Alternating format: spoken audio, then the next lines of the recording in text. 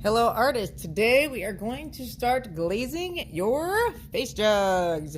If you're a Prairie Crossing student, you need to check the inside, see if there is anything brown in there, and take it to the sink and wash it out. If you're at Otterburn, you're good to go.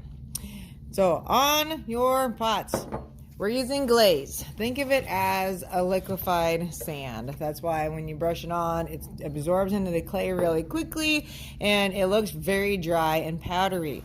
All of these transform when they go back in the kiln to get fired again and become glazeware. So the names are on lids. The names are also on jars. And I will have a handy cheat sheet at my desk that tells you what they look like after firing. So let me give an example. This says honey. The color looks like a brick red. Honey, after firing, turns this lovely teddy bear tan color. It changes a lot. Or this one, it looks like pink cotton candy. It is not pink cotton candy. The jar says clear. It turns clear. Think of it as it's like clear nail polish. So that's what this is coated in. The whole thing has clear on it. All of my glazes have a gloss finish. They will all be shiny and wonderful. The jars will stay on the tables. The people travel. The brushes also stay as well. The people travel. And when you are glazing, this part should not get any color on it at all. Reason? Glaze melts in the kiln. We don't want it to melt to my shelf because then your project and my shelf will be ruined. So everything you see when it's sitting on the table can be glazed. You don't have to worry about the inside. Our insides are very bumpy. I will take my trusty friend clear and dump it in when you are all finished. Okay? I advise you start the big things first and do the little things last. So lid comes off and brush goes in. This brush is going to stay with this color. It's not going to go anywhere else. And if you're working in areas where you want another color to go, you need to be careful and pull away with your brush. And I'm trying to put a couple good coats on. If you have areas that are really awkward, you'll have to load up your brush and do some very careful poking and try to get as much glaze in there as you can. Our mission is we're trying to make all of the white spots disappear. You may also have to switch to a different size of brush, which is fine.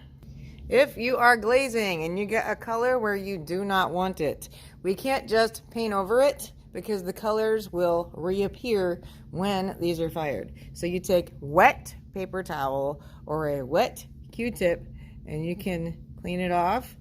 Some staining can happen. Like this honey color stains pretty badly. So you're not gonna get 100% off, but you wanna get as much as you can. And I've got awkward places now where I'm going to have to go in with a much smaller brush so I can get in those areas and not get it all over my eyeball. So you can see I used several brushes to get mine done. I needed bigger ones, smaller ones. You leave them in the jar and we'll just share. On my face jug, at least this face jug, I forgot to put pupils in when I built it. So I painted some pupils on because black will cover up other colors because it's black. I just used the very tip of the brush. I do have some white that is still showing. So our solution for that is clear. This is the one glaze where we can be messy and it doesn't matter because it's clear. So for the clear, I can take it and poke with the brush to cover those white areas. Yes, I got it all over my eyeball. That's okay because it's clear.